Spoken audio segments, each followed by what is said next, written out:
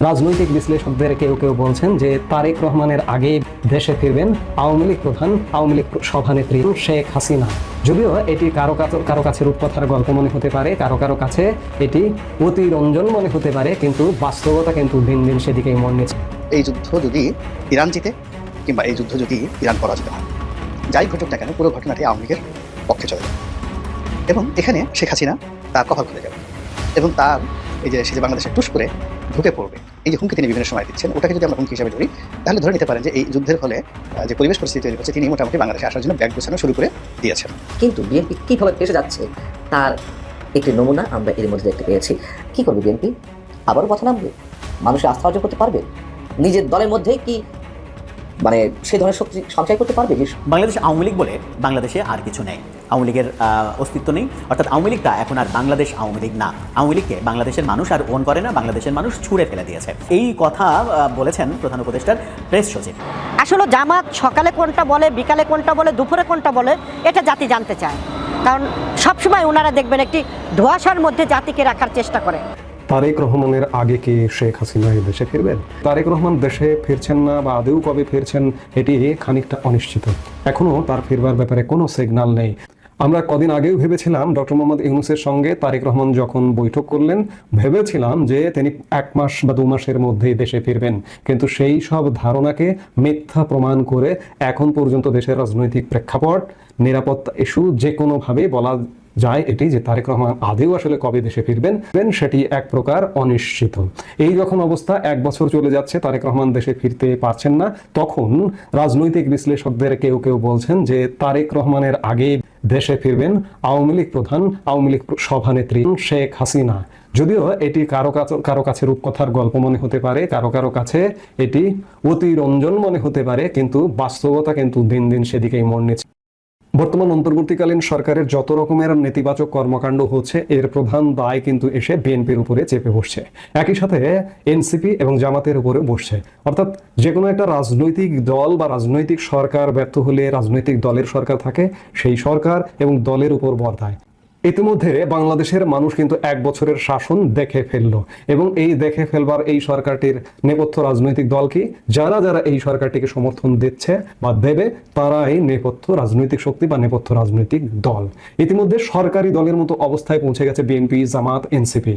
যখন একটি বিরোধী দল রাস্তায় থাকে এবং সরকারি দল ক্ষমতায় থাকে, তখন বিরোধী দলের পক্ষ থেকে শুধু নয়, দেশের জনগণের পক্ষ থেকে যত রকমের নেতিবাচক কর্মকাণ্ড হয় তার দায় কিন্তু সেই সরকারি দলের পড়ে।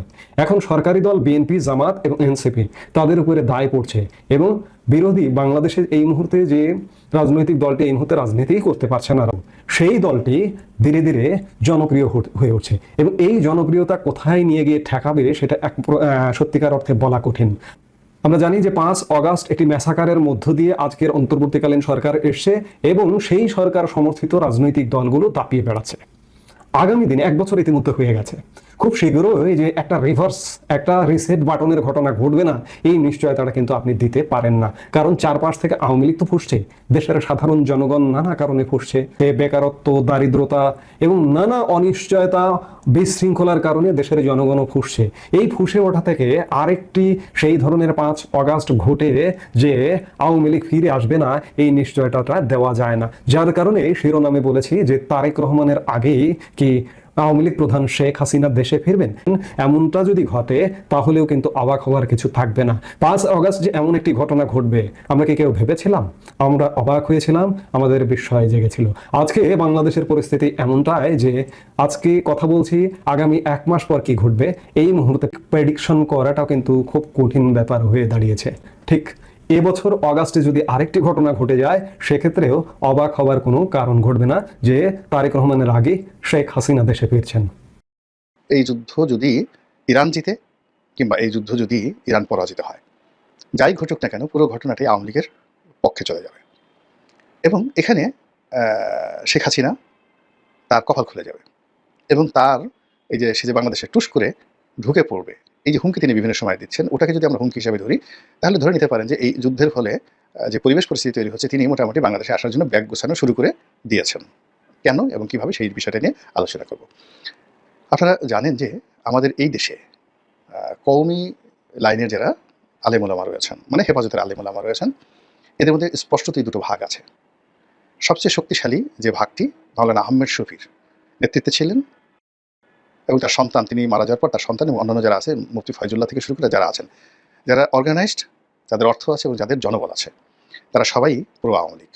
কিছু নেতা এখন গাডা হাঁকা দিয়ে আছেন, কিন্তু মাঠে ময়দানে সব জায়গাতে তাদের কর্তৃত্ব রয়েছে। কিন্তু যেহেতু তারা একটা ধর্মীয় লেবাসে রয়েছেন, কাজেই তাদেরকে একটা, যাকে বলা হয়, ফুলের টোকা দেওয়ার ক্ষমতা সরকারেরও নেই, কারোর নেই। আওয়ামী লীগের বিরাট শক্তি হেফাজতের মধ্যে রয়েছে। ওদিকে হেফাজতের যে কাউন্টার যে গ্রুপটি, যারা ডক্টর মোহাম্মদ ইউনূসের বন্ধু হতে পারত, তো তাদের সঙ্গে ডক্টর মোহাম্মদ ইউনূসের পরিচয় হয়নি। ডক্টর মোহাম্মদ ইউনূস তাদের নামই জানেন না। যারা আওয়ামী লীগের বিরুদ্ধে দীর্ঘদিন লড়াই এবং সংগ্রাম করেছে, একেবারে তাদের নামও এখন পর্যন্ত জানেন না। একজন লোকও ডক্টর মোহাম্মদ ইউনূসের সাথে দেখা করতে পারেননি, দেখা করেনি, তাদেরকে ডাকা হয়নি। এই গোয়েন্দা তথ্য তাদের কাছে এখনও দেওয়া হয়নি। কারণটা কি? কারণটা হলো হেফাজতের দুটো গ্রুপের সঙ্গে জামাতের দূরত্ব। মানে শেখ হাসিনাপন্থী যারা আছে তাদের সাথে দূরত্ব, শেখ হাসিনা বিরোধী যারা আছে তাদের সঙ্গে দূরত্ব, এবং যেহেতু সরকার খুব ঘনিষ্ঠ অবস্থায় জামাত আছে, কাজেই তাদেরকে আর সেখান থেকে আহ্বান জানানো হচ্ছে না। ফলে দুটো গ্রুপই ফ্রাস্ট্রেটেড, এবং তারা এক গ্রুপ তো শেখ হাসিনার ছিলই, আর অন্য গ্রুপটা তারা মনে করছে যে কী করে শেখ হাসিনার সাথে আবার একটা সুসম্পর্ক স্থাপন করা যায়। গেল হেফাজতের এই অংশটি। মামুনুল হক থেকে শুরু করে অন্যান্য যারা হেফাজত করে, আবার মাদ্রাসা চালায়, আবার আলাদা রাজনৈতিক দল করে, খেলাফত মজলিস, তাদের কথা আলাদা। কিন্তু এজ এ হোল হেফাজত বলতে যা বোঝায়, সেখানে মামুনুল হক হলো যে তার যে রাজনৈতিক ক্যারিয়ার, সেই রাজনৈতিক ক্যারিয়ারের হয়তো 10%। জামাত সকালে কোনটা বলে, বিকালে কোনটা বলে, দুপুরে কোনটা বলে, এটা জাতি জানতে চায়। জামাত দাবি করেছিল যে রোজার আগে নির্বাচন, ফেব্রুয়ারিতে নির্বাচন। তার দেশনায়ক তারেক রহমানের সঙ্গে যে বৈঠক, সেই বৈঠকের পরে তো একটি সিদ্ধান্তে পৌঁছিয়েছে, সেটা ফেব্রুয়ারি। অর্থাৎ এই দাবিটি কিন্তু জামাতেরই ছিল। এই যে দাবি, এই দাবি যখন জনমানুষের সম্মুখে আসছে, তখন তো জামাতের খুশি হওয়ার কথা ছিল, জামাতের গুসা হওয়ার কথা ছিল না।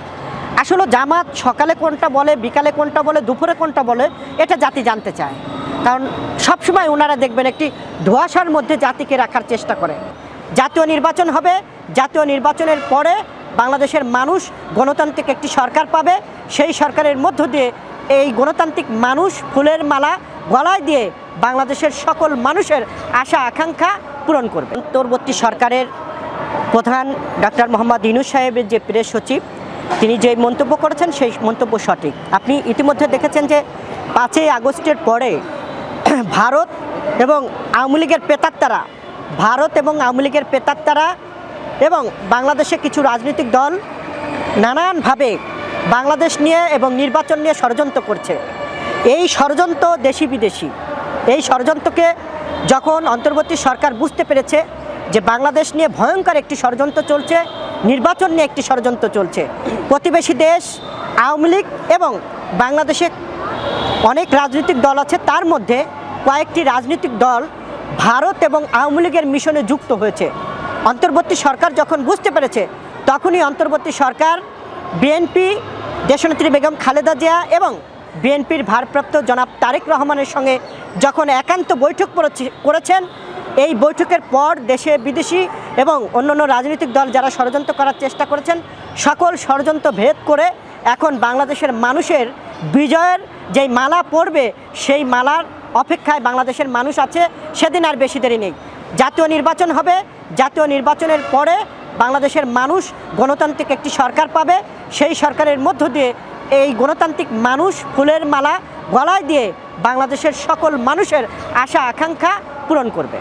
আমরা মনে করি ফেব্রুয়ারিতেই নির্বাচন হবে, যেহেতু বিএনপির ভারপ্রাপ্ত চেয়ারম্যান জনাব তারেক রহমান এবং ডক্টর ইউনূস সাহেব একান্ত যে বৈঠক হয়েছে, এই বৈঠকের মানুষের আশা উদ্বৃত্ত হয়েছে। জনমানুষের যে আশা আকাঙ্ক্ষা, সেই আশা আকাঙ্ক্ষায় পূরণ করবেন ডক্টর ইউনূস। যদি উনি ব্যর্থ হন, তাহলে এদেশের মানুষ ইতিহাসে ওনাকে নিক্ষেপ করবে।